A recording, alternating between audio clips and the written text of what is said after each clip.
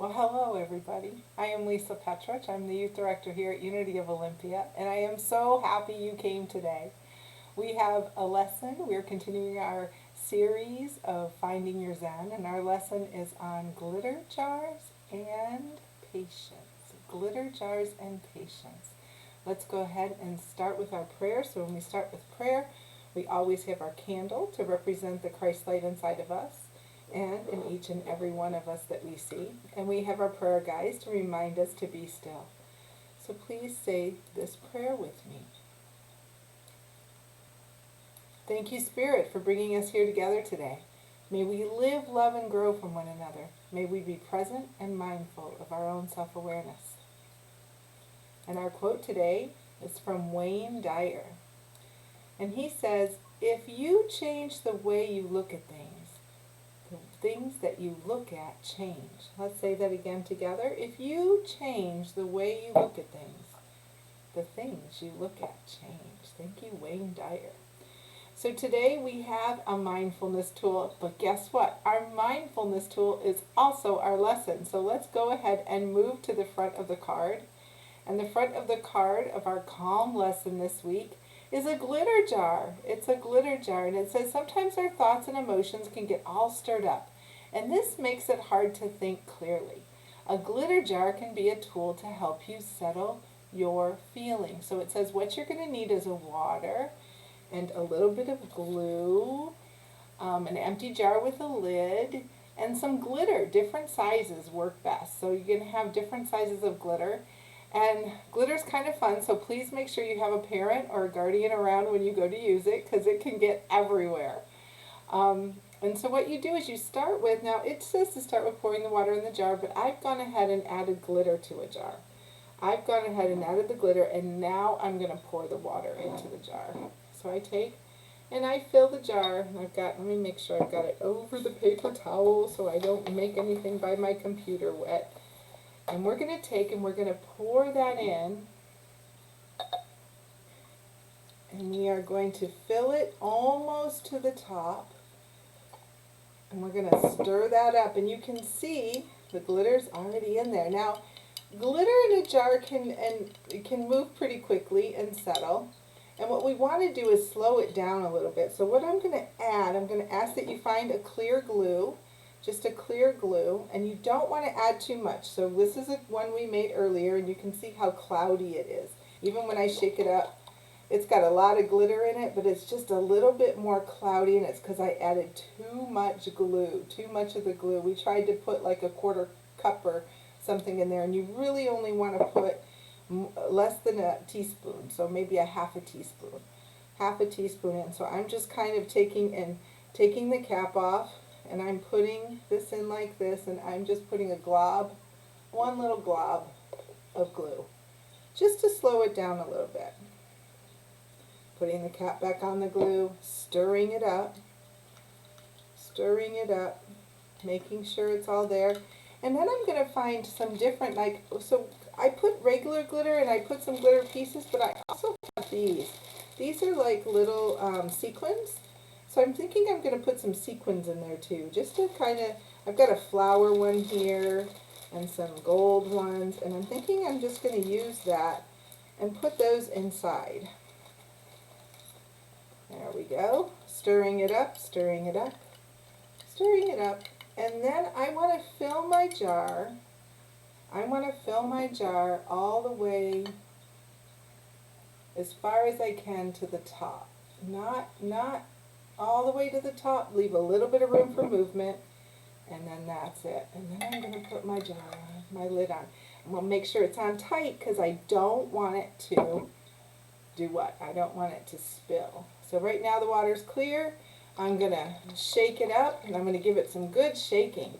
Shake, shake, shake, shake that glitter jar. Shake that glitter jar. And you've got all that different glitter in there, and it's kind of fun to watch it to fall. It's kind of like a snow globe. If anybody's ever had a snow globe before, you've got a glitter jar, and it's got swirl. Now, what it says on the card, so this is how to make it. Let's move to the back of the card, and it's going to tell us how to use our glitter jar for a mindfulness tool.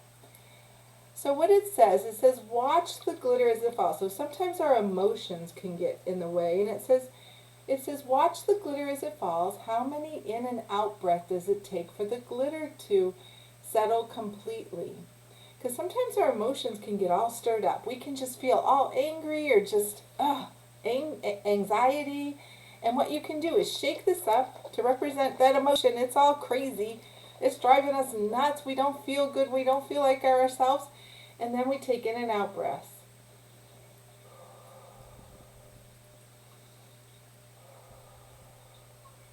Remember, in through your nose, out through your mouth. Now most of the glitter is settled, but there's still some pieces, so let's do it again.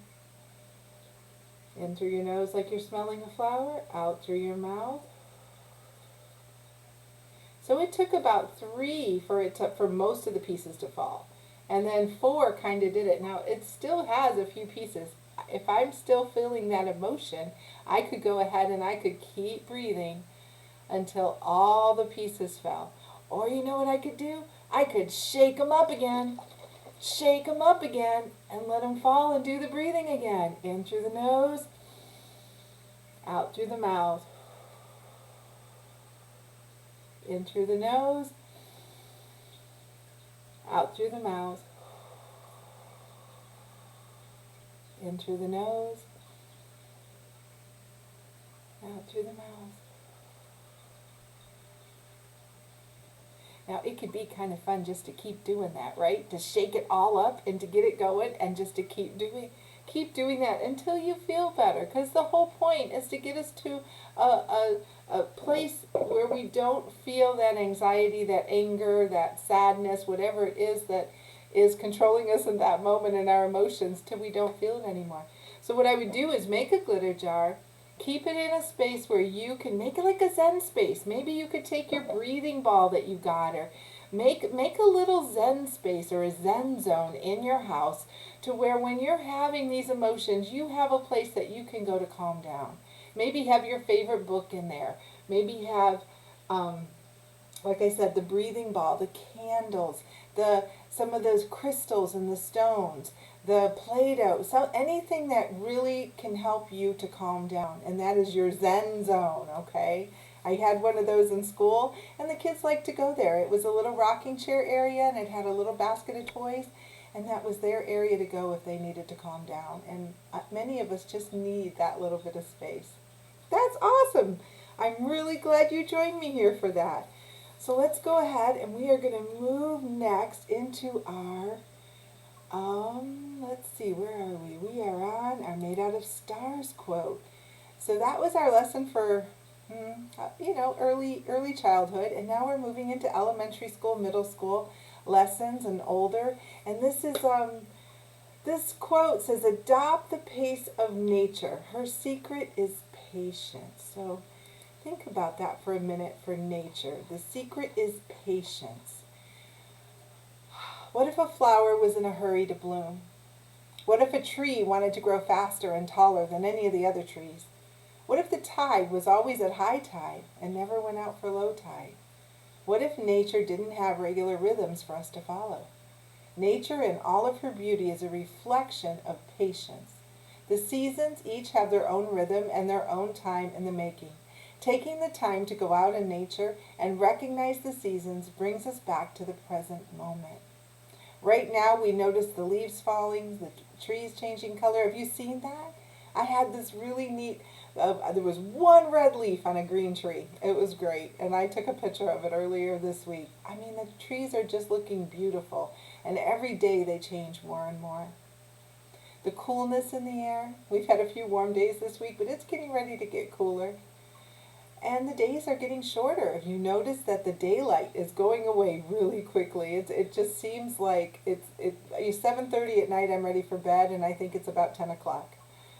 Breathing in the seasons breathing in the seasons change can help us to recognize our own seasons of life. So we've got our own seasons and our own ways that we deal with things and own ups and downs and rhythms and patterns of our life. And noticing natures can help us to also recognize our own patterns. So using the quote can give perspective on the quote from the book Made Out of Stars. So if you change the way you look at things, so this is the Wayne Dyer quote that we did earlier, if you change the way you look at things, the things you look at change. What if you weren't in a hurry to get to the next moment? Have you ever anticipated something so much that you wanted it right now? Maybe you wanted to be done with a class at school. Maybe you, and we're all looking for ways for the pandemic to be over so we can do something normal. Maybe you know an upcoming event like your birthday, Halloween, Thanksgiving, Christmas, and you can't wait for it to be here because you have plans. How can we change our perspective to be mindful of the now moment? Once we find the gratitude or another perspective and realize that we are guided every step of the way, every step of the way we are guided. The things we are seeing look different. There once was a movie where a character wished he could just get through the hard times and not have to feel or process them. Have you ever felt that way? Wake me up when it's over. I don't want to know. That's what some people say. Wake me up when it's over. His wish was granted. That's what he asked for, and his wish was granted. And so he was present, but he wasn't conscious all the way through his life. So he went through all these spots in life where he would just all of a sudden wake up because things were happy. And he realized things had changed so much since the last time he was present. So he didn't even know what he missed, but he realized that life was hard much of the time. But there were little steps that made it worth it. Last week for me, it was a tough week. I'm going to tell you right now, I had a really tough week last week. It felt a lot of anxiety, a lot of things going on in my life, and maybe you've had a tough week too. Maybe, the energy's been a little crazy lately with everything going on. And, but I took some time to call a friend. I took some time to play with my puppy. I took some time to get a hug from my husband. And I know many of you maybe not have a husband, but get a hug from a loved one. Okay? And I took some time to just watch something that made me laugh. Family Feud sometimes makes me laugh. It's just my show I go to, and it just makes me laugh. But watching something that just shifted the energy. Breathe that in. Because it's really important. I would have missed all that if I would have not been conscious. If I would have just stayed in my stuff and wake me up when it's over. But what I didn't miss was the moments of joy. And that's what you look for. That's what you look for. So I had a friend who once told me to embrace my feelings. And that was probably the best advice he could have given me. I was really having a hard time one time, and he just said, Lisa, stop fighting it, embrace your feelings. So as these emotions come up, you've got to hug yourself. You've got to tell yourself and embrace them. Don't fight them. Allow them to be there. And hold love and space for yourself, like we talked about last week, holding space. Whew. So, the affirmation I want to say together is, I embrace my emotions and grow through them, knowing I am supported, loved, and valued. Say that with me. I'll say it and you can repeat. I embrace my emotions and grow through them, knowing I'm supported, loved, and valued. Yeah, amen. That's a good one. So this week I want you to remember to look for things that are joyful, pray as often as you can, and find something to be grateful for. When these things feel as if they are slipping away, embrace your emotions and know you're supported, loved, and valued. Then I want you to get your journal out, okay, and get your pen to paper. What are 3 things that you are impatient with in your life? 3 things that maybe you're like, I want this now. I don't want to wait. I want it now. How can you practice patience with each one of those things? What's something you can do to change your perspective, look at it differently, and allow it to happen in its right time in the rhythm of nature? So this is from the journal Made Out of Stars by Mira Lee Patel. And I'm really enjoying that journal. This is the book that we're talking about. It's up there too. And what I'm thinking is that if you could, if you wanted a copy, I still have 3 copies here. So if anybody wants a copy of the book, I can go ahead and send you a copy. So we're going to move on, but I want to listen for a minute too.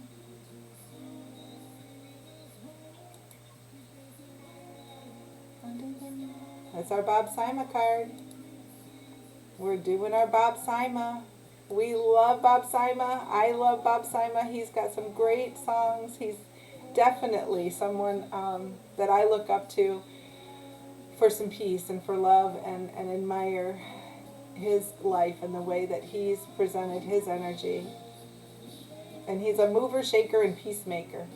So this one says, daybreak. I want to wake up to the presence raining down all around me. Presence is the name of the song. And the album is Believe the Bird. And I think that's one of his older albums. So we're going to go ahead and pause him now. There we go. And we're going to move to the back of the card. Let's see. Let's see what it says. He's got a good message on the back. What is the first thing you do when you wake up? Think about it for a moment. Those first few moments can either set you in a high vibration or a low vibration. Many of us are already in our first meeting. Thinking about our entire day. So some of you that wake up, are you thinking about, oh, I got to get to school, or oh, I got to get this done? Some of us are. Some of us are. Maybe adults do that more than kids, but once you start finding yourself doing it, you realize how important it is to do something else. We're ahead of ourselves. Some even check their phone upon waking. Studies show that 74% of Americans sleep next to their phone. We can do better than this. I sleep next to my phone. I may have to do something different. Tomorrow, try this. Before your eyes open, pause. Put your hand on your heart and say thank you. Thank you for another day, another gift. Because it is a gift. Each day that you wake up is a gift to you.